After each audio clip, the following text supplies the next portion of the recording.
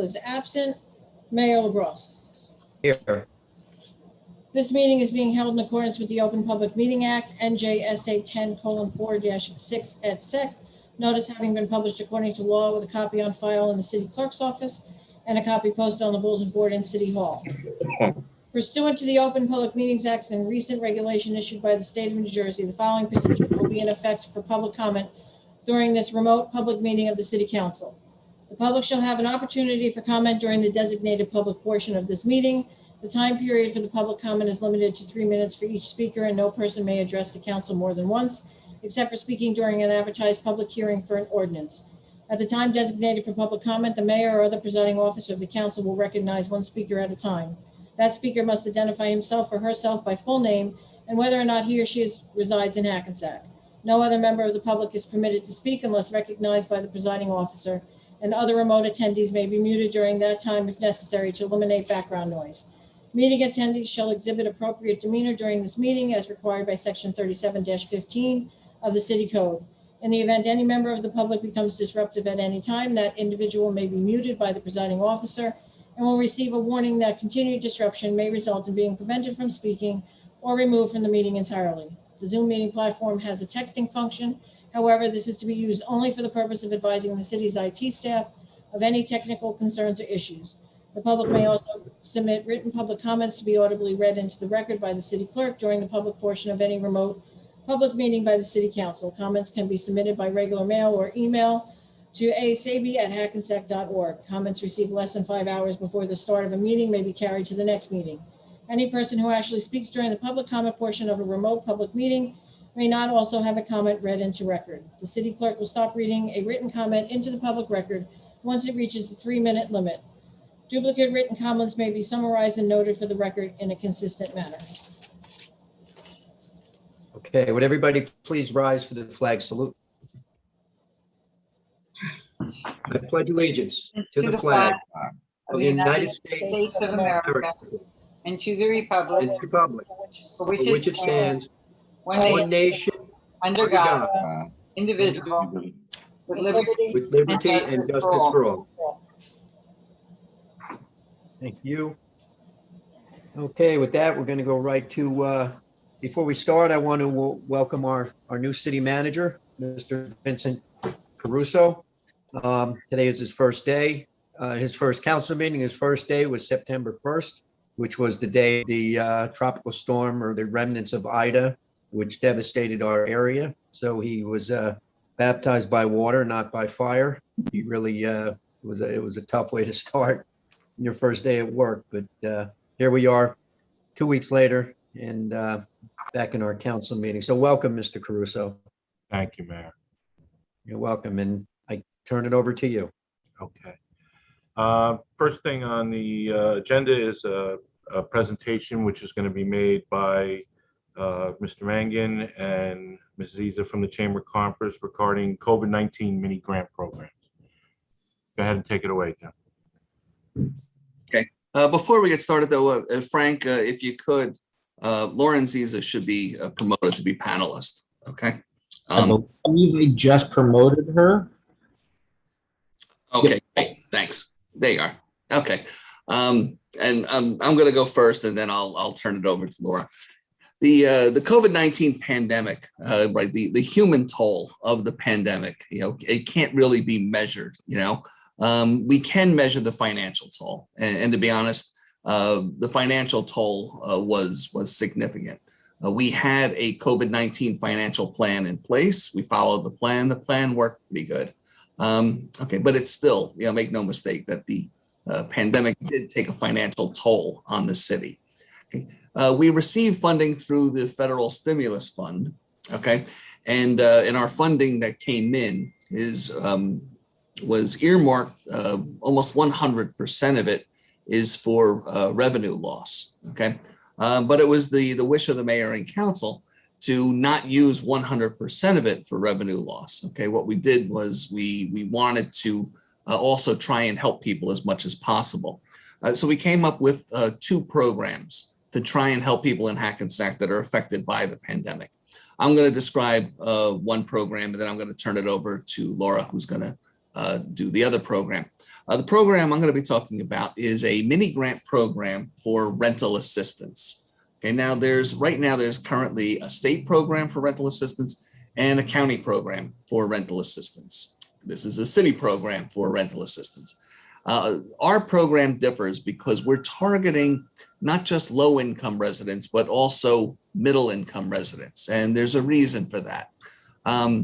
Any resident and who hopefully any resident who was eligible for relief from the state rental program or the county rental program, hopefully you took advantage of that because the programs were significant. The funding is significant. The city program is not nearly as generous as the county or the state program.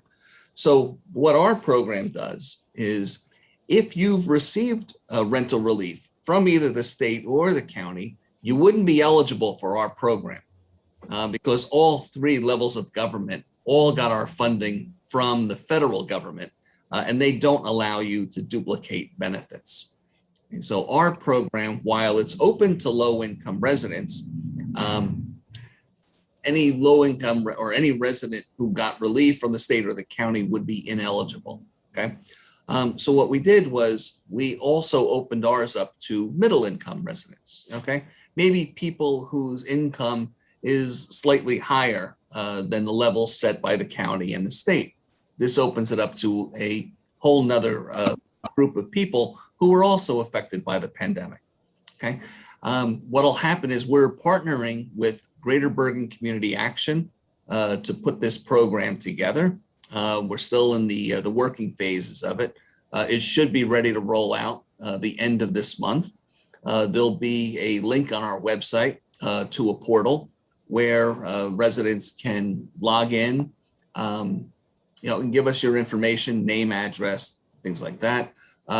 Demonstration of that you're in arrears on your rent or that you suffered some type of financial loss because of the pandemic. And what we're doing is we're making grants of up to $1,000 available to these individuals. Okay, total program is This program is going to be $250,000 for this year, and we plan to do the same program again next year in 2022. If you're eligible for a grant in 2021, you wouldn't be eligible for a grant in 2022. Okay, and as I said, we're partnering with Greater Bergen Community Action to put this program together. They'll be administering it, reviewing the applications, and making the decision on who gets the grant and who doesn't. It will be on a first come, first served basis until the funds are exhausted. Okay, so in summary, the plan is designed to help renters. Okay, but it's also designed to help renters that haven't gotten relief already from the county and the state. And because of that, we opened it up to not just low income residents, but also middle income residents as well. Okay. Second program that we came up with is assistance for small businesses. And we're partnering with the Chamber of Commerce on that. And Laura's going to describe that program. Okay. Hi, guys. Thanks for having me. Hey, Laura. So what Jim and I discussed was, although many of the businesses have gotten assistance over the last year and a half, the small businesses are, who's really taken a toll and are still seeing the lasting effects of it. On the business portion of the grant, we called a small business anyone with 25 employees and lower. And so for this, there's very few stipulations other than you have to be a business in the city of Hackensack. You must currently be open, and you have to show us a revenue loss in some fashion, whether it's year over year or the months of the pandemic. We're really kind of leaving that open to the businesses. And this grant we're saying is anywhere between $500 and $2,000. The hope is that to give each of these businesses $1,000.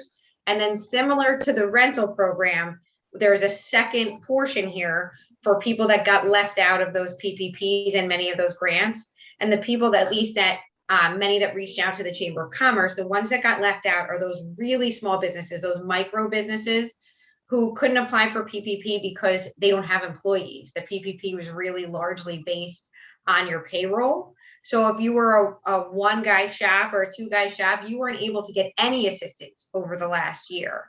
There were small grants out there, but nothing like the bigger businesses were able to apply for.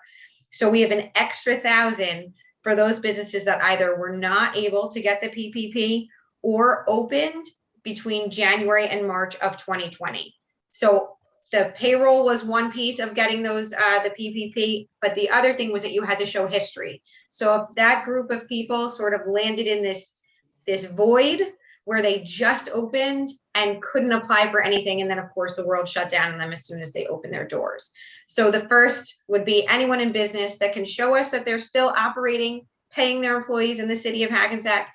And then the second would be those that fell into that hole where they weren't able to get the grant money over the last year and a half.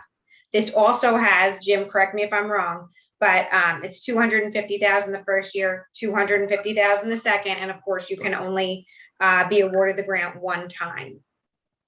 And we were hoping to roll this out, I think September 30th, to get the applications live, same as the rental program with the app. I think Frank is going to help us get the website going. That's a little above my pay grade, but hopefully so they can apply straight on the city website. And then we'll have a committee to go over the applications and then award the money. And thank you, Lauren. Just real fast to recap. Okay. The federal stimulus money that came in, as I said, 100% of it was applied for and gotten because of our revenue loss. Okay. But it was the thinking of the mayor and council that we need to take some of that and we need to help residents and businesses as much as we can, which is why we're committing $500,000 this year and $500,000 next year for that kind of a relief. Okay. If anybody has any questions, be happy to answer. It's a great program, and certainly the small businesses out there can use it. So, sounds great. And thanks, Lauren, from the chamber for pitching in and helping us out too. We appreciate it. Absolutely happy to help. Thanks for having me. I'm off to back to Thank school you, next, Lau. so I'm going to jump All right. off, but thank you. Thank you. Thanks, Lauren. Lauren. Thanks, Jim. Jim, you have the second presentation on the bond sale results. Yeah, it's every bond ordinance that we do authorizes the chief financial officer to buy and sell bonds and notes as the CFO sees fit. There is a stipulation, though, that after every bond or note sale, I do have to report the results to the mayor and council at a public meeting. We held our bond sale on August 18th. It was $28 million. We had 5 bidders. And quite frankly, the results were spectacular. They were much, much better than our financial team anticipated. Financial team being myself, city auditor, Frank DiMaria, our bond counsel, Lisa Gorab, and our financial advisor, Anthony Inverso from Phoenix Advisors. If you recall, back in 2018, we had a $30 million bond sale, and the way it works is it's the interest rate that gets bid. The lowest interest rate is the winning bidder. 2018, we had a net interest rate, a winning net interest rate of 2.8%. This year, the winning interest rate is 1.8%. Now, 1.8% on $28 million is really is an excellent rate, much better than we anticipated. Best part of it is it comes with a premium of $1.2 million. The way the premium works is what we do as part of our debt policy. We apply the premium to the debt. So in other words, our bond sale was for $28 million. We got a $1.2 million premium. We apply it to the debt, and now the debt becomes $26.7 million. Okay. Again, it really is an excellent rate, and it far surpassed our expectations. Now, the same day, we also had a note sale. Bond sales are long-term finance, 20 years. Note sales are short-term financing. They're only for 1 year. Okay. And the reason that we do that is because these are for projects that we anticipate receiving grants in the future. So you don't want to lock into a long-term commitment when you know that there's a grant that's just a couple of years away. The note sale was $3,469,000.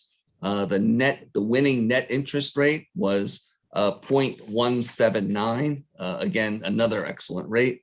And again, mostly these notes were for park projects that have grants associated, or the parking garage renovation on Atlantic Street, because we're paying off that debt out of the parking utility. Okay. These are the results of both the bond sale and the note sale. As I said, we're required by law to report them at a public meeting. Thank you, Jim. Anybody have any questions on the bond sale?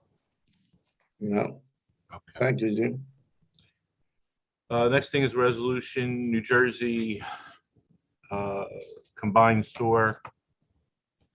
This is a resolution regarding the city of Hackensack with NJCSO Group's notification system, which is now online, utilized for permit required reporting and the preparation of submittal of monthly discharge monitoring reports, which are done by DMR for us. The website is in need of updating and maintenance due to its changes in the sewer system models resulting from the preparation of long-term control plans. Participation in the system update will not exceed $7,587.42. Does anybody have any questions on that? Yeah, and if you need, I can further clarify that if there's any questions. But the bottom line is we're part of a group with 17 other municipalities, and this is just our way of kind of almost a shared service that filing mandatory reports has to be done electronically, and so we're all kind of banding together to get this done. So it's certainly an efficiency, and I've had it reviewed by our. I have an expert in sewer systems, and he actually represents one of the other people who are involved in this, and so it's an absolutely appropriate thing to do. Thank you, Steve. Second item I have is a resolution appointing the crossing guards. This is a basic housekeeping issue where we effectuate the appointment for the period September 7th, 2021 through June 30th, 2022. Of all the crossing guards that the city employs for that period during the time frame for this school year. Any questions on that? Okay. Our next discussion is regarding the FAA flight plan and the changes regarding that, and I'm going to defer to Deputy Mayor Canestrino to discuss the part of it. Thanks, Vince. I've heard from a number of residents, either phone, email, etc. As we all know, we've been working diligently together as a community to have an alternate flight path put in place to try and alleviate some of the heavy traffic that's flying into Teterboro Airport and flying directly over major parts of our city, including the medical center and Hiller School as well. And we were very fortunate that as of July 1st, this new flight path was made available. The FAA worked diligently to get this done, and this was a huge accomplishment by all. But we're still not seeing it being used very much. I mean, not that I'm out there watching every flight, but I hear the noise. I'm told it has been used a little bit. No one seems to be able to quantify it for me. And again, I'm hearing from residents basically the same thing. So what we've chosen to do tonight as a council is to pass a resolution that will get forwarded on to our government leaders, congressmen, senators, et cetera, Port Authority, asking them to please ensure that this alternate flight path, all the hard work that's gone into this and made available, to do whatever they can to ensure, number one, that the use of it is encouraged, that data is collected on its use, and if there are issues that are preventing it from being used, please let's bring them to the forefront so that we can solve them. It's like anything else. If you go and you're going to visit your mom or your grandma, and you have a route that you take all the time. This is the way I go and this is how I get there. And it's a similar thing. You have to understand it's a natural thing that, hey, I'm coming into Teterboro. This is the path I usually take. So now we're saying, well, yeah, there's another way to go. And then you're saying, well, no, because I know this way. This is the way I want to go. So to me, there has to be, some encouragement and a reason, that the communities is not just us, but other communities in Bergen County that are really very adversely affected by, the noise pollution and the safety issues of these low flying and the increased volume over the years is what's coming into Teterboro.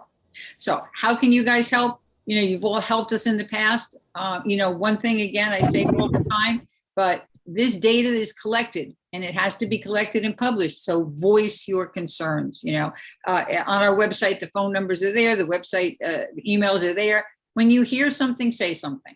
Right? Because, we have to, their response to us is, well, we have the same number of complaints. No, if it's bothering you, pick up the phone or send an email and get that data registered because, it's all about the numbers. So when they see the numbers of folks complaining, that data is there and can't be disputed. And also write to your local government officials, kind of like what we're doing here tonight in passing this resolution later on tonight, write and say, we need your support.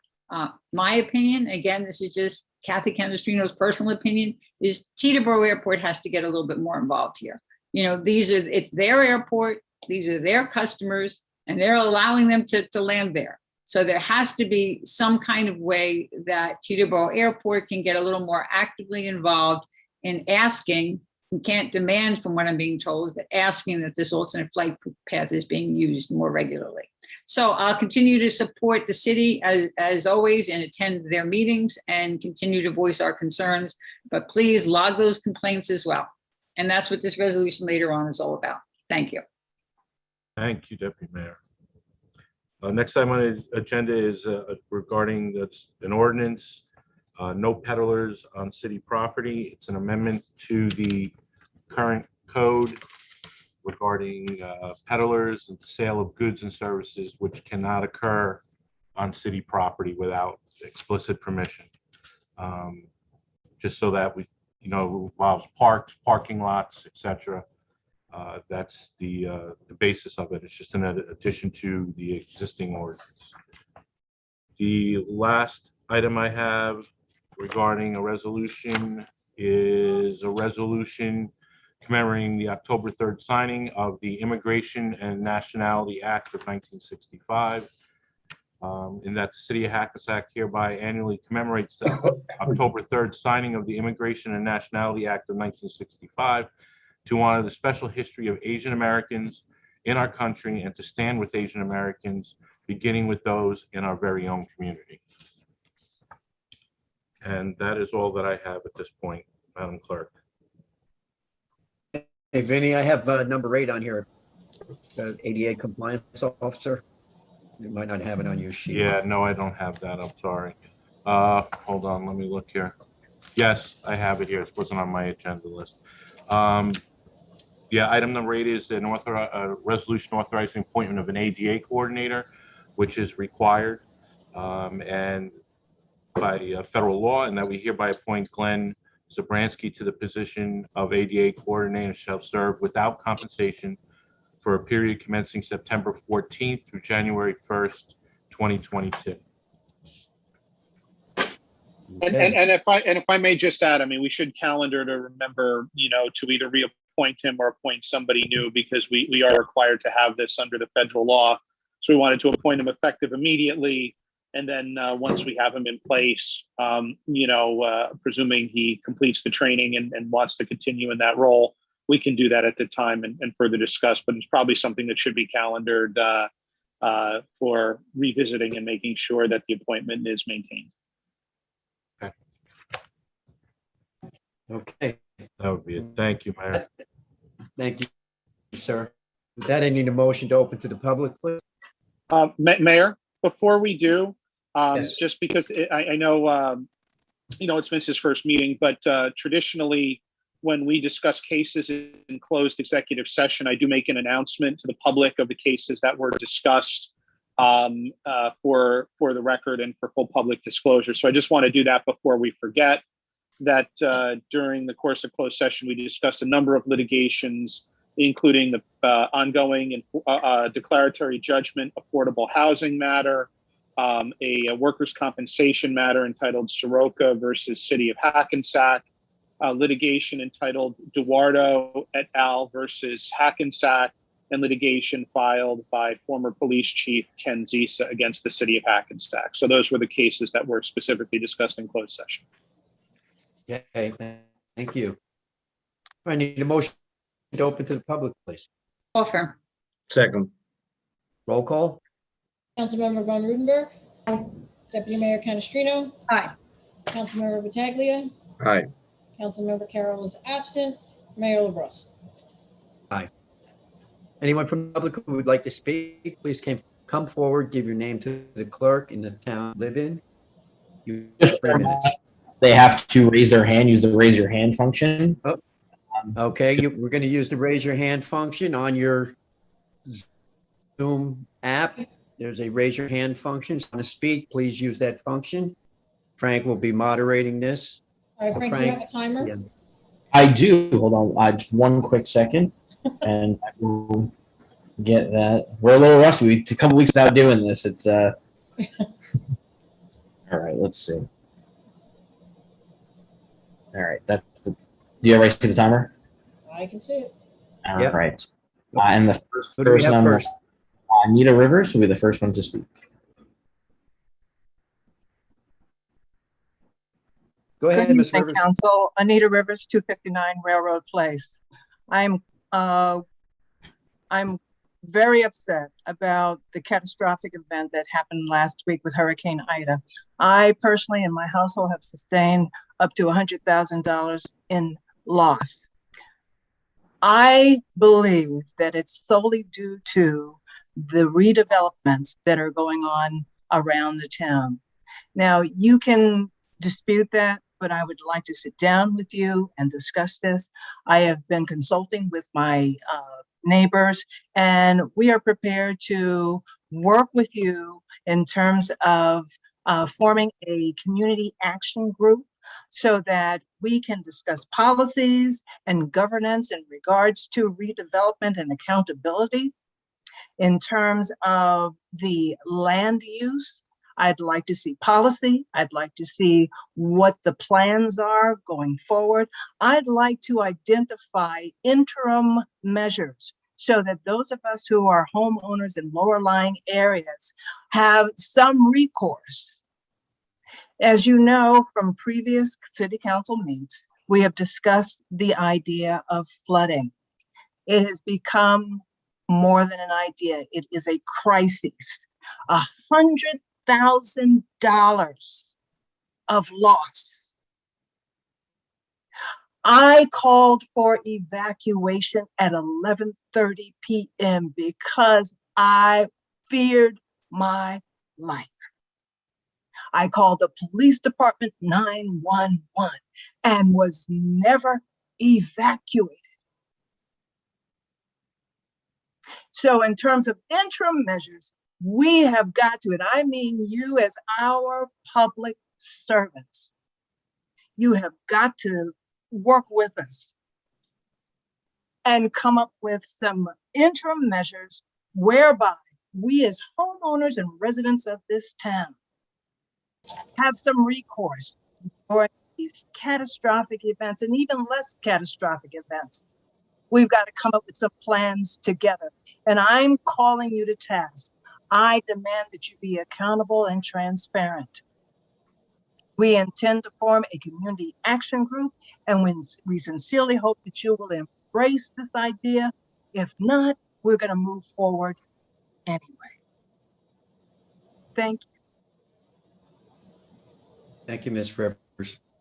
Frank, next person raising their hand, reset the clock, please. Yep. All right. The next person is Evelyn Santos. Hello, how are you? Ma'am. How you doing? Great. So I am Evelyn Santos. I live in 192 Clay Street, and my entire block was flooded, not once, but twice in less than 1 month. Everyone in this town has suffered great loss Everyone lost all of their pertinence in their basements, water heaters, HVAC units, ACs. I have lost my water heater, my HVAC system 3 times in less than a year. How is this possible? Our street floods with a regular raindrop. It can rain 1 inch of rain. It can rain as little as whatever. And our street flood to a degree that it's unbeknownst. I have never seen that in my life. And in the last 2 months, just like the lady before, I've been flooded twice with 6 feet of water each time in less than a month. And nothing seems to be done. No matter how many times we called the town. I, like her, called 911 because I have a 1-year-old child and I thought I was going to drown. I have exposed electrical wire because I needed to clean everything that I have in the basement because my child is getting sick. I'm getting sick. So what has to give for Hackensack to care about us who own homes and are losing thousands and thousands of dollars, our hard-earning savings that we invested into this community, paying over $11,000 sometimes in taxes, and nothing is being done. I need help in our block. Unfortunately, nobody else could join because they either don't know English or it's very hard to join this meeting. But I want something to happen with these floodings that continue to happen on Clay Street. Every time it rains, I am fearful. Every time a little ounce of rain comes, I am scared that I'm going to drown. My house is going to drown again. I have lost everything. Childhood memories, things that I can't no longer pass to my child because I was holding on to things that were 30, 40 years old, and I no longer have that to give to my child. And if it was because of constant storms like Ida, I would understand, but that is not what's happening in Clay Street. Every single time it rains, there is a flooding to a degree that cars cannot even drive through the streets and police do nothing. So I am begging you guys to do something to help us in Clay Street, because I don't know what else we can do. And that'll be that. Thank you for listening. Thank you, ma'am. Frank, please reset the clock. Next person with their hand up, please.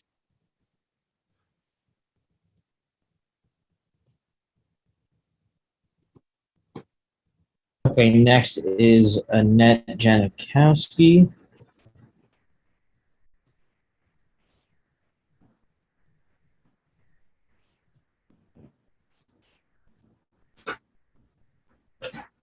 Annette, can you hear us?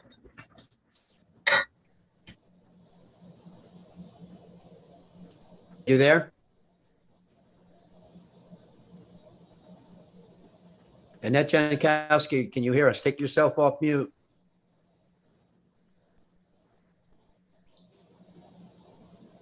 You unmute her, Frank? Yes, I did. All right, Frank, move on to the next person and to come back. Okay. The next would be Josh Cohen. Okay. Hi, good evening. Ryan had told us there would be a separate sewer discussion and that these 3 minutes would not count against our general talking time. Is that incorrect?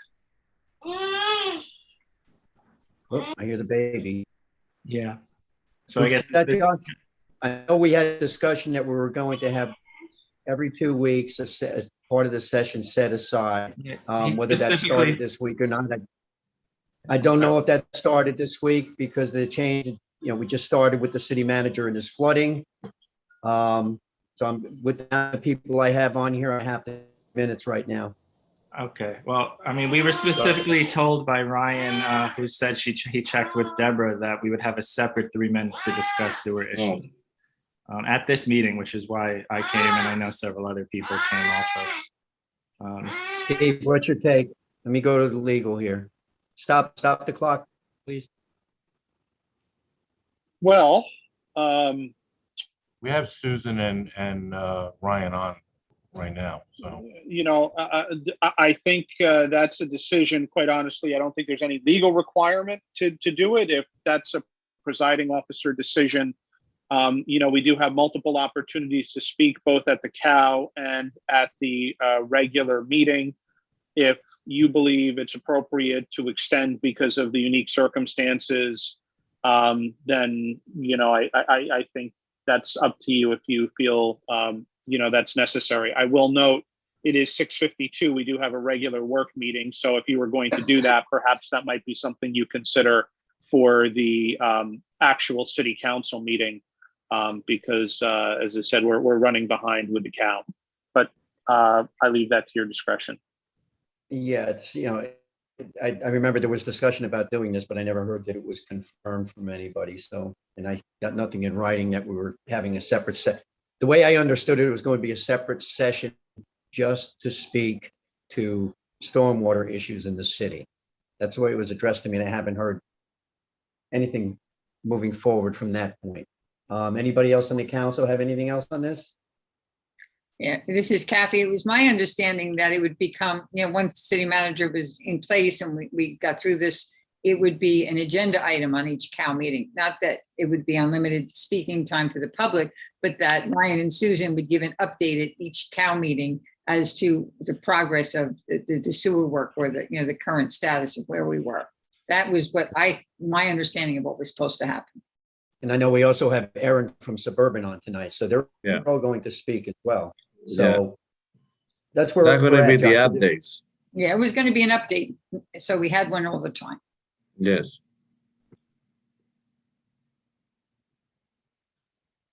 Josh, you there? Yeah, I'm here. So I'll just go on. I just have some questions. I raised that issue because obviously I have normal issues I'd like to talk about, and I prefer not to only talk about sewers every time I come here.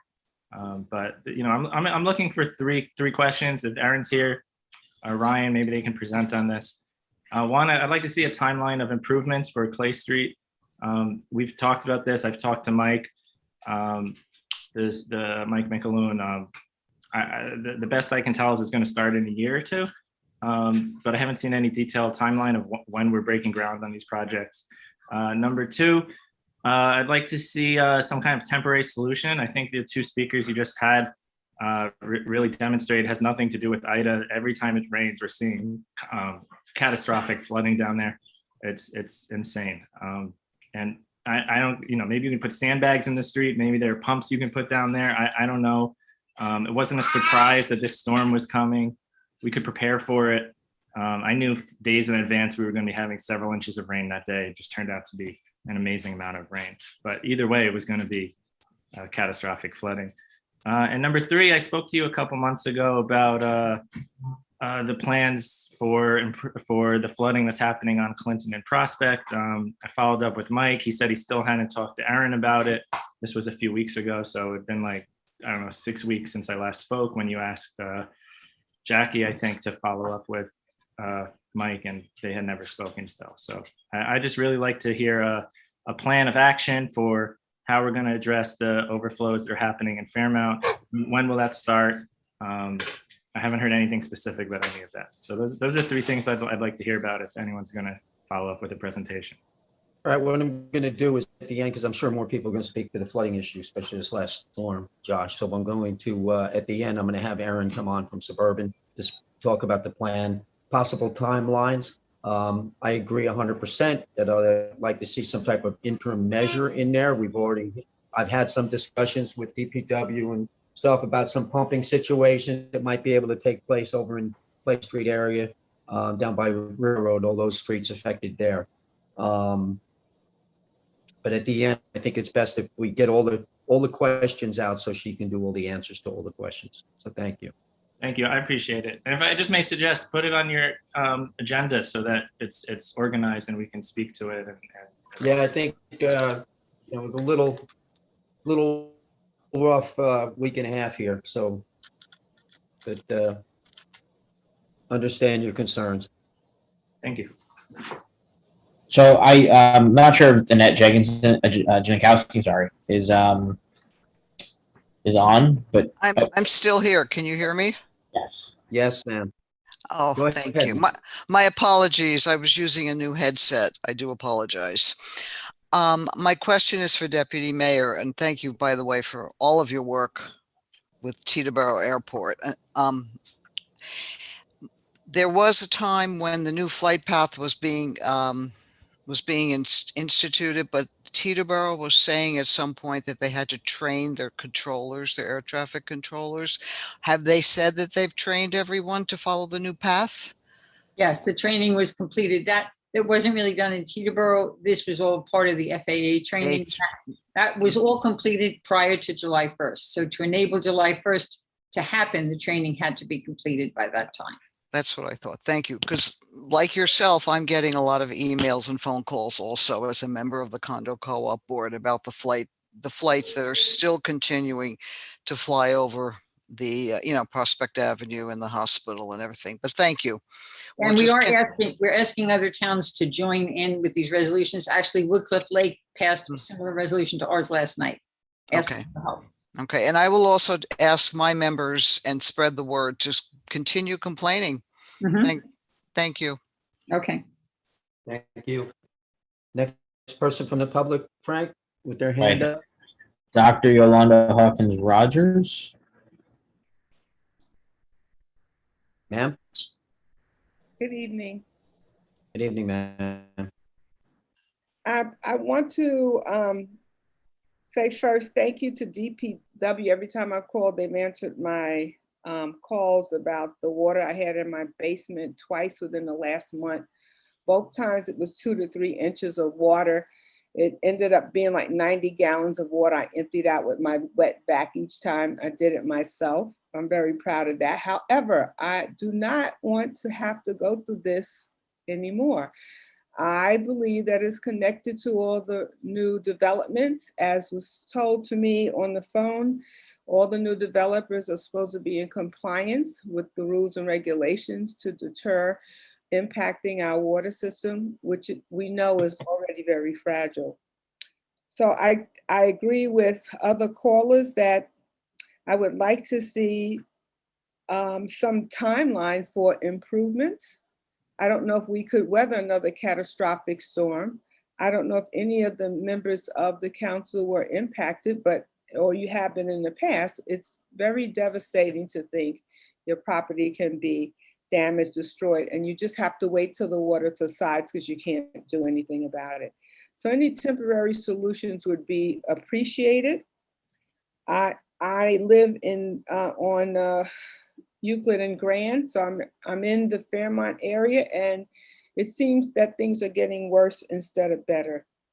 I have spoken to Ryan, who's the project director. I've left messages for Eric with Suburban, who has not returned my calls. I'm sure he's had much more to handle, but we need a response and we need to know a plan is in place. And I'm sure you're all feeling the weight of what's going on. But to the homeowner, it is very devastating to see that you are helpless to do anything to protect your property. And my second issue is, today I was on my way home and I looked up in the sky. There were 2 planes flying right over the path that they should not be flying, and they were within a hair's breadth of each other. So I'm disappointed that this hasn't been adhered to. So I will make my concerns known to the parties that be. But overall, we don't want to see Hackensack full of apartments and flooded at the bottom. I'd like to see something done as soon as possible. I'm sure you're all in agreement with that. So thank you for listening. Thank you, ma'am. Next person, Frank. The next person is Bridget R. Okay, ma'am. Yes, hello. Hello, ma'am. Okay. 3 things. I'm not going to talk about that flooding because, like everyone else, it is unbelievable that we are 3 years, and thank God for Ted, when Ted was here and cleaning out the manholes, the catch basins, and everything else. But we know it's a lot deeper than that with DPW and the sanitation department. The other problem that I'm going to talk about is the garbage department, the sanitation. Today is the day for this area for pickup, and guess what? My garbage is still sitting outside. I talked to the supervisor. He said there is issues, problems, trucks, whatever. We've been talking about trucks forever. Forever. And I'm trying to understand, where is the accountability? I'm trying to understand Where is the leadership from this council? Because this is really ridiculous that brings rodents, animals, and everything else into this area. So I'm confused. I am truly, truly confused. And the other thing is an ADA coordinator that you're hiring, that's Title II, which is is that something that we actually need? Is that a needed position? Is that a needed position is what I'm saying. Yes, I'll it's wait till required you're by done, federal Ms. law. Rucker. Okay, all right. Yeah, Thank you. yes. Thank you, Mr. Caruso. Thank you very much for just answering that. No So, problem. And let me just add that this is an existing employee who's taking this on as an additional duty. This is not a new hire for this position specifically. I think that's important to understand. Okay, Mr. Caruso, he did answer me. Thank you very much for coming in. So my scenario here is you guys got to do better. You have to do better. And like that lady said, losing personal items, things you can't get back, memories. My son's high school yearbook got destroyed. My son's baby book got destroyed. Stuff that we try to keep for our kids from memories. And we can't get none of that stuff back. I have childhood pictures, over 61 years of pictures I can't get back. I cannot get back. And you guys will never understand that sewer water again and that drainage thing. You better figure this out. Otherwise, it's going to be even a larger problem for you guys. A larger, because it is way a lot of people that's ready to jump on a bandwagon. And I mean larger.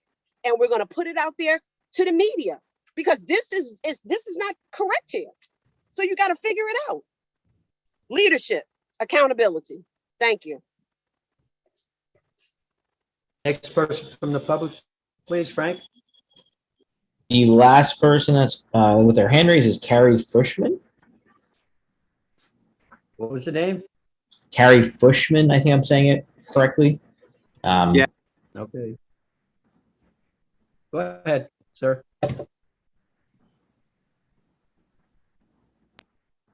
Hello? Sir, can you hear me? Yes, I can hear Okay, you. go ahead. Yes, hi. So I want to introduce myself. My name is Carrie Hubesman. I'm with Burlow's. I'm with Burlow's Industrial Portfolio.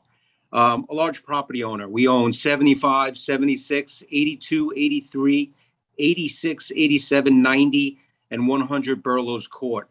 We also own 61 Voorhees Lane and 84 Johnson Avenue. Voorhees Lane, where you have a sanitary pump station, is located. I have to voice a pressing concern that we have on stormwater flooding along the Burlow's Court and the surrounding areas where on Voorhees Lane, where that pump station is located. Not only during Hurricane Ida, but I mean, with the little bit of rain that we get, the Burlow's Court is totally flooded out by right by the Voorhees pump station. And one of the biggest concerns is that the pump station is not always working over there, the sanitary pump station. Another concern is the big apartment complex down the road. You guys allowed that to be built before an upgrade of the sanitary pump station and any other storm drainage plans around the surrounding area, because those other developments really, put a strain on any kind of drainage in that area. I have the Chamber of Commerce reaching out to us. I'm putting money into all these buildings that we have along Burlow's Court that I just, and Voorhees Lane. And, listen, nothing, trying to clean up the area, trying to clean up these buildings. It's an industrial area. The Chamber of Commerce wants that. They're reaching out. It's hard to get tenants in there to make it a better place. If there's no plan of action to address this storm drainage there on Burlow's Court and Voorhees Lane. And I'm hoping that you guys will listen, go down there. I spoken to Ryan, I've spoken to Susan, we've walked the property. And all these years along Burlow's Court, nothing has been done about the storm drainage over there. And since everything is being built up there, I think it should be on your agenda, okay, to try to make and schedule some improvements with the storm drainage. That's what Thank you, sir. Next, anybody else from the public, Frank? Yes, we had a few more hands raised. The next will be Carolyn Davis. Ms. Davis?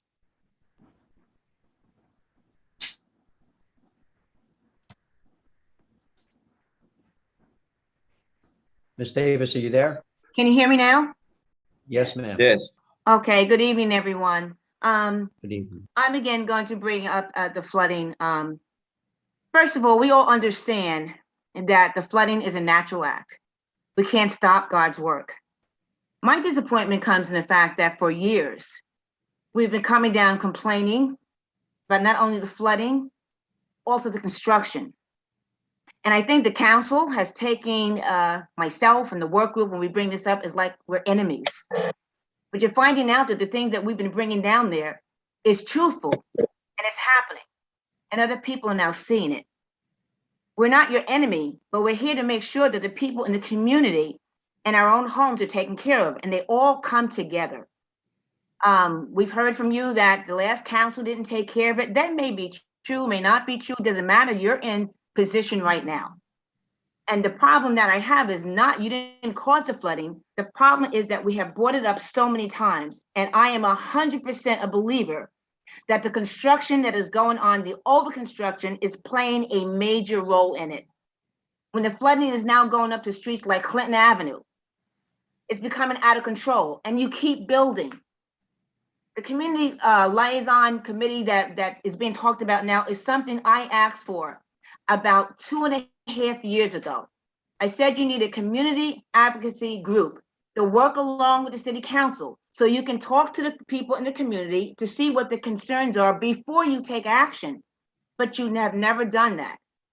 You decide as a city council what you want to do. You go ahead and do it without any community input. And this is what's happening now. People are fed up. They can't keep spending $10,000, $100,000, throwing away washing machines, dryers, losing their cars over and over and over again. So I want you to understand that when we come down there, we've said it before, and I think you thought we were kidding around. These are issues that we bring to you that we know people in the community have been concerned about for years, but everybody doesn't come to the meetings. So I hope you take it seriously now, because it's a serious effort. This is serious concerns, I'm saying. And if it's not taken care of, people will go to higher places to try and get what they need done. Yes, every other town floods. We don't want to hear about every other town floods. We live here and we pay the taxes here. And I don't know what those people are doing there, but we have certainly brought it to your attention many, many, many, many, many, many, many times. We're not against development. We're against development that is now encroaching. There's no green space left. Everywhere you go is concrete. Where is the water going to go? And what we said all along, some of this should have been taken care of first before we did all the development. Thank you. Frank, next person. There's the Wandering Q. Yeah, hi. My name's Ari White. Good evening, everybody. Thank you for giving us this platform to be able to communicate with you. It was actually really refreshing to hear my landlord on here just moments ago. I'm one of the tenants that he spoke about on 75 Burlow's Court. We took on more water than I've ever seen there. And I guess where my question really lies is why was the pump down the street actually abandoned? We took 4.5 feet of water throughout our entire facility, mixed for the better part of 20 hours with 100% sewage. Even for nearly 15 hours after the rain ceased, we had 2 to 3 inches at a time shooting out of both of our toilets. flooding our entire place. Realized that, you know, I operate in a food production facility. So we're talking about just complete and utter destruction. I mean, on my own, we're looking at over $100,000 in lost food and equipment, things that we spent nearly 3 years putting in. And I mean, I can't really understand how Mike can run your plumbing department, you know, and can put a 2-month wait on any of our work for missing piece of duct tape, but that you guys can literally be building an entire city upon sewage without any operating infrastructure for what is here now, much less what's coming. So I mean, I can tell you, you know, to hear my landlord talk about, you know, not having tenants that he can get in there, that's really not the case. Our entire block is filled, but it's filled with businesses that have been destroyed, not once, but twice in the span of 5 weeks. And really it's leaving all of us with just the question of, is it even worth rebuilding here? And I guess what we really want to hear is your plan on mitigating this for the future, and give us at least like an ounce of hope that there is anything worth building in the future here in Hackensack. So we are here to work with you guys, but like we need enormous amounts of help and leadership and accountability. That's all I got. Thank you. Thank you, sir. Frank, next person from the public. Anybody have their hand raised? Yep, there's one more.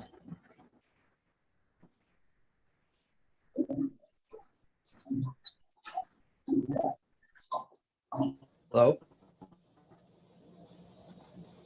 Go ahead, sir. Hello? Yes, hello. I'm one of the tenants of Burlos Court.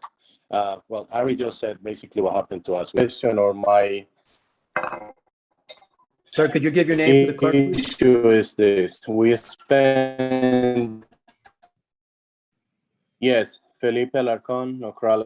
My issue is this. We spend the water until Thursday around 4 or 5 p.m. that the water started to recede. Not a single official from the city came to our area. We were in sewage. The water was mixed with sewage. There was all the electrical, all the buildings was underwater. One of our neighbors actually had to lend a pump to, I don't know what was the authority, to clean up the pump station so you can actually have the pumps working, because nobody's around 1:30 in the morning and the pump station was closed. There's nobody there and it wasn't working. And then to find out that the day after the storm, when the water was still 3 feet, then you have a crew or a company fixing the pump station after everything happened. Why this wasn't taken care of? Where is the maintenance records on these pumps that nothing was working at night? And again, not a fire truck, nor a police officer, nobody passed by to our location or to our area and see if we needed something. We were underwater until Thursday afternoon, 5, 6 businesses all around. We just starting to get back into operation. Like saying, we lost trucks, we lost equipment, materials, everything. And we still, I haven't received any visit where somebody and say, are you guys okay to need something?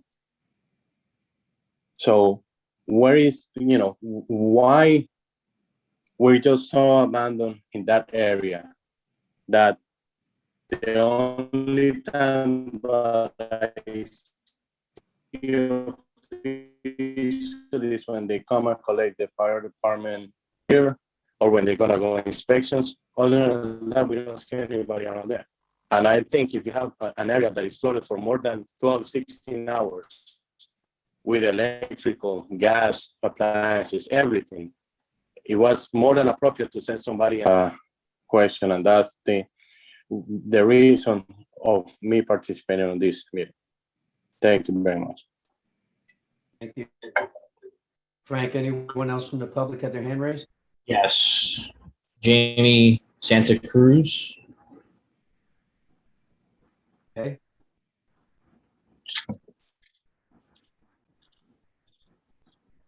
Hello. Hello, how are you? Good, sir. I can go? Yes. Yes, give me your name, please. Yeah, hi, how are you? My name is Jaime R. Santa Cruz. Uh, uh, I have my house here in 193 Clay Street in Hackensack.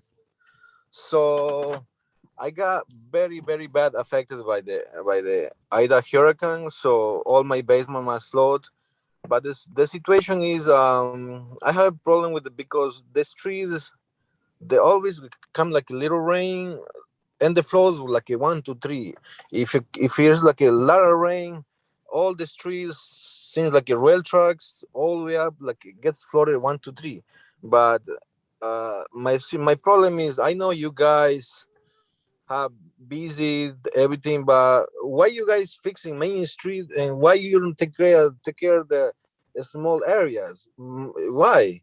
But I think we need like a we need to talk like a lot of, like, actually my concern is my nervous my all the people told me like we need to sign go to the city to fix that, but why you guys just take a look like we always get flood over there, but with this hurricane come we get like extra flooded. So I know you guys take care of Main Street first, but why you don't take care of us first? I lose everything. All my basement was flooded. I lose my AC condition. I lose my water heater, and I don't know what to say. It's really sad. I have a lot of things. I lost a lot of things, and I'm gonna say it too for my neighbors the next to me. They lose everything too across the street. They lose everything. I know. Thank God we are safe, but you guys should do something to the drain. You should do fit like the way to do the way to do in the Main Street. You should put like you guys should put like a big drain, like all the water like it collects and they go right the way. So that's my concern. I hope you guys listen my story. I hope you guys do something for that street. And another thing too, that street needs to be fixed. They have holes. They have holes like they have holes. They like it's like a bubble. Since the car go like the car goes like something again like a bubbling. So you guys to do something. Okay, thank you very much. Thank you, Mr. Dela Cruz. Frank, anyone else? No, there's no more hands raised. Motion to close to the public, please. Offer. Second. All in favor? Aye. No, nobody's opposed. Council, at this time, do we want to have Erin and the engineer speak? I would say yes. While these that's a people are good here? idea, Is that a Mayor. good idea? Okay, so Erin, are you on? Mayor, can I All right. interject for a second? Sure. You also want to keep them for the next meeting? Because I have a feeling you may have people for the next meeting also. Yeah, absolutely. They can, sure. Okay. Yeah, they can just, it's a long meeting, so they can come off and come back on as long as it's back on for public. So Erin, are you there? Yes, I'm here. All right, so Erin, you're in the hot seat first. Okay. I just want to, some of the concerns and I understand the concerns and I understand these folks don't know some of the things we do about the development, but I'm concerned. Do you feel that the Main Street development is affecting the Clay Railroad, Stanley Place, all those streets there? No, the development downhill of that area is not impacting the drainage and the surcharging that they're seeing. That's purely a conveyance issue that we're experiencing up there. And everything that the public outlined is what's occurring. We've seen it. Our models show it. Something as small as a 1-year storm event, something that happens very regularly, does surcharge this area. And that's not due to development. That is a capacity issue. A lot of the people that spoke today are bound by 2 railroads that create this low-lying area with no overflow to it. They have to wait for the capacity to be available to them. And that's something that just takes time. We are working towards that. I wrote down a lot of the points and I know we're running behind. I think I can fairly quickly run through them and give some information and make sure that I'm available to follow up as needed. The Main Street work, just so we all know, was actually required to get up into this low-lying area. And when I say this low-lying area, a lot of what we've heard tonight and what I'm going to talk about is the area that is bound by Railroad Ave, First Street, between Central Ave all the way to Passaic, right? All those low-lying streets of High Street, Clay Street, Burdam Place, James Street, Berry Street, Stanley Place. That low-lying area needs to evacuate their stormwater to the river. The path that was required heads down through Main Street. Main Street involved a very large culvert that was constructed. That culvert was for this low-lying area. Currently, we've completed the Main Street project. That work is done. We're currently within a project we call the Clay Street project. This project started in August. The work you see going right now, it's going on Union Street. Today they were at Union and Central, is heading up into this low-lying area. It's happening. They're going to get up there. And again, this project is going to focus on the area between First Street and Railroad Ave. Further, we are going to continue that work throughout 2022. We need to do the lower areas first, right? We need the capacity downstream. So we need to have it tied to the river and then up into this low area, but it is coming for you people that I just named those streets. Another thing that was mentioned was the Fairmont section of Anderson. We're reviewing this. I am aware of the concerns up there. We're reviewing for maintenance practices and some capital improvements that could occur within this area. But this right now is not a prioritized low-lying area that we're focusing on at this time as part of the larger picture, but it is something we're aware of. Burroughs Court, unfortunately, Burroughs Court, that whole area up to the Fairmont or Memorial Park is within the 100-year floodplain. And the storm we just experienced had enough rain to classify not only as a 100-year storm, but a 500-year storm for some intensity that we had.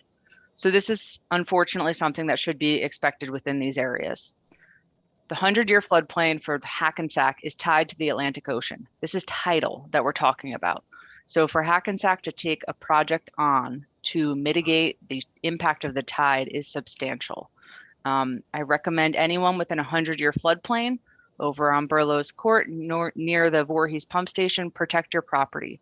Work with the resources available to you to understand how to flood proof your property. The city is very committed. I was out there with the DPW pretty much the whole following day. I was on the phone with them. The city's committed to finding ways to drain these areas quicker. But when it comes to floodplains, it's a very hard thing to stop and mitigate. I recommend you try to protect your properties. And again, the city is very committed to finding ways to drain these areas quicker. Beyond the projects I spoke about, the mayor and council have authorized our office to aggressively pursue substantial grants. And these are to advance the goals that are in your long-term control plan and to get these performed faster than is outlined and with no impact to your taxpayers. This is something that's going very well. And as we're doing that now, we're ahead of schedule if you look at the long-term control plan and for what we're trying to achieve here. I recommend that we continue to have these conversations, but also call your senator, call the governor's office. This is where these appropriations come from to allow us to speed up this effort. I hope I answered most of your questions on the projects we have upcoming. I can make myself available. I believe someone had said they were trying to contact me. I think maybe the name was incorrect. I'll make sure you have the appropriate contact information. And yeah, I hope that was helpful. If there's any other points I missed you would like me to address, Mayor, I can. Just about the pump station over by Voorhees. Yeah, so the pump station, sure. By Voorhees, the pump station is a sanitary pump station. We will use that to assist in draining that area quicker, but by no means did that have any impact on that floodplain. Pretty much what flooded there, if you look at the flood map, is exactly what should have been expected. The all pump stations within during storm events are manned. So there is someone from the city that is there. When that pump station started taking on water, again, there was nothing it was going to do to mitigate the floodwaters. It was a safety call by the DPW, is my understanding, that they had to not man that pump station during the storm. I think anyone that saw that area during the storm or saw the damage after can appreciate that. But Voorhees is only for sanitary. Again, it has no impact when a 100-year storm hits. It shouldn't be expected to. Erin, this is Kathy.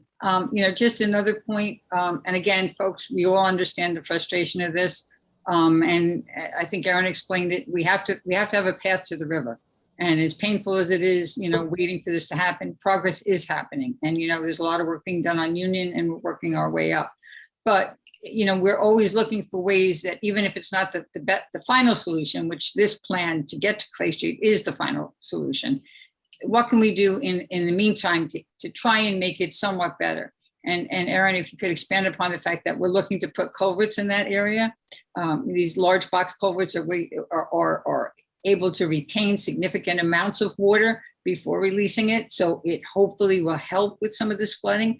And actually the city is working with the Hackensack University Medical Center to obtain a significant number of these culverts. And Erin, I haven't been at the last meeting, but I know you're looking to strategically place them, and you're doing that evaluation now. So that is something we're hoping will happen shorter term than finishing the path up there, that perhaps is going to give a significant amount of relief. And if you have anything else to add on that, but folks, we are looking into any option that we possibly can, whether even if it's temporary or even if it's not the final solution, that hopefully is going to alleviate some of these problems, because we do hear you and we do feel your pain. We do.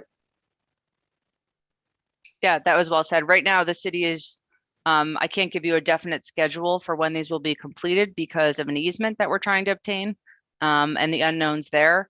But if everything continues the way we anticipate, the improvements I just spoke of really should be mostly substantially constructed through the end of 2022. So by the end of next year, we really should see this all in place, and it's going to have an impact on this area up to the 25-year storm, which besides Tropical Storm Ida, we haven't seen that this year yet.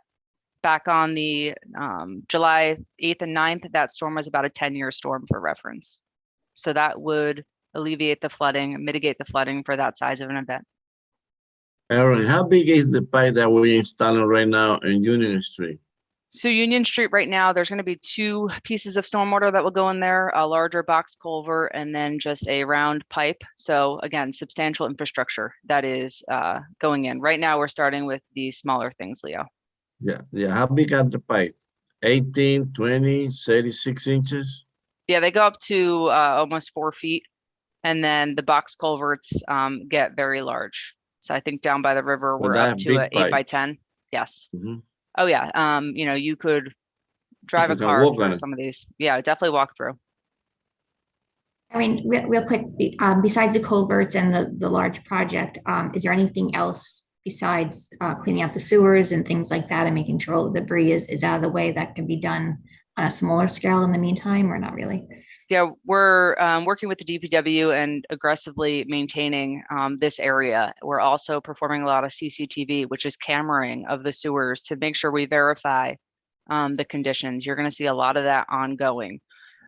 We asked that the property owners join our team on this. The last maintenance event, I was out on Berry Street for about 200 bottles came out of one of the inlets, plastic bottles. So maintenance is a big thing. It was mentioned before that there's interim measures that we're looking to use pumps to, again, just drain these areas faster. We're not going to compete, especially with the storm we just saw, but with storm events, it's really hard to compete with that. But to be able to drain it faster, the city is working on various aspects and various plans with that. Thank you, Erin. You're welcome. If I could just make one more point, so I'm looking at my notes again that I tried to take from some of the callers. The other question about redevelopment affecting this, and why didn't we plan for this before we did redevelopment? I mean, that's exactly what we did, was plan for this before we did redevelopment. Remember, this redevelopment is an area where prior to redevelopment, that whole Main Street area, the stormwater was going into the same combined sewer, but it's no longer is. their stormwater is separated. So, I mean, the runoff that was coming from there for however many years we've been here, that was going in and feeding into that same system, and it no longer is. And as we continue up that path, we're going to see street after street, again, removed from that particular flow and separated into the new storm water. So, the points that are being made, actually the answers are to the contrary of that. And I'm hoping, Erin, that you'll reinforce what I'm saying. Yeah, each development is required to reduce stormwater at their sites. So they're actually improving the situation. But I do understand the concern. I think a lot of what you've seen lately is more intense storms, and that is what you're seeing, and that's the surcharge that you're seeing. But development has to be mitigated and managed to a way to reduce the stormwater that leaves their site, and that is what's happening in the city. Thank you. If I may, just a note that we had to do what we had to do with the separation of the sewers, where we started at the EPA and the DEP demanded it. We were averaging over 70 sewerage overflows into the Hackensack River a year when you're only allowed to have 4. We are one of 3 municipalities in the county of Bergen that have combined sewers, and we were ordered basically to get on board and start separating our sewers, which we did. We made a plan to way to do it, but we knew doing that it was a multi-year process. This wasn't nor is it going to be an overnight project. It takes a lot of time to get these pipes in the ground. We got to get them all the way up Clay Street, up the hill, and that's the only way we're going to get the water out of that area and path to the river without obstruction. And people say, why don't you start up there? Well, that makes no sense, because if you have a 12-inch line and you're running 24-inch pipes into it, you're just going to have the same situation you have now. It's just going to charge right up. So, people, I understand their frustration. People lost a lot. And I know this particular year is probably the rainiest year that North Jersey has ever had. I'm not making excuses, all right? And I know you all received damage. Many of us did too as well. I have substantial damage to my house. I still have water in my basement, as a matter of fact. But, and I had it twice within a month here as well. So, and I'm also in a low-lying area. So I know that living here, that sometimes this is going to happen to me. That said, we are working on this. People say, when are you going to do something? Well, we've started. It's just, we can't snap our fingers to the council and have, a half a mile of pipe up the hill overnight. It's going to take some time. And I just want you folks to realize we're working on it. Bear with us. We're getting there. We're doing the job. We're taking it on. We're getting the money and the funding to do it. But help is on its way. It's just going to take some time. And hopefully Mother Nature is a little kind to us and lets up on the amount of rainfall this North Jersey has taken within the last year. So with that, I'll go back to Erin. Anything else? No, I believe that is it. I'll make myself available at future meetings, whatever you guys need. All right, Susan and Ryan, do you have anything comments, or we cover everything? No, thank you so much, Erin. You covered everything. Yes, Erin, Okay. thank you for attending. Thank you, Erin. All right, with that, I need a motion to close the executive session. Right before that, City Manager, could we make sure that every COW meeting going forward has a standing agenda item to have Ryan, Susan, if we need a special guest like Aaron, to come in and brief the public on, what's happened in the last 2 weeks, what progress we've made, or what issues have been uncovered. So it kind of sets the tone for their questions, because that's what we committed to, and we want to live up to our commitments. Okay. Agreed. Absolutely. Okay, and then I'll offer the motion. Need a second, please? Roll call. Councilmember Von Rudenberg. Aye. Deputy Mayor Canestrino. Aye. Councilmember Pataglia. Aye.